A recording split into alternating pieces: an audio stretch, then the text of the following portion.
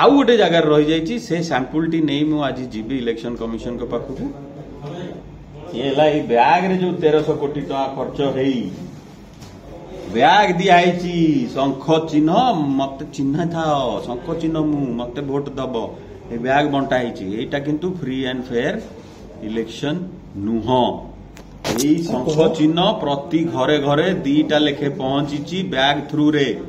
से जो 1300 कोटी खर्च होती मु डिमांड करुची इलेक्शन कमिशन को ये जो चांदा आदाय करचंती इलेक्शन चांदा खणी चोरों ठू से बिरला हो से प्रभाकरन हो से रुंगटा हो से आलुवालिया हो समस्ती को नारे ओडिशा खणी चोरी रो केसेस अच्छी आ समस्ते इलेक्शन रे चांदा देइचंती धरा पड़ले एसबीआई थ्रू रे से 1000 कोटी टंका रिकवर हो ए जो 1300 कोटी टंका खर्च करी सरकारी खर्च रे शंखर एडवर्टाइजमेंट चलीथिला से सबु जाक पैसा बीजेडी रो पार्टी फंड रु रिकवर करा जाऊ आउ एई शंख उपरे जेमती सब आड़े धड़ा चिन्ह मरा जाइची एई शंख उपरे भी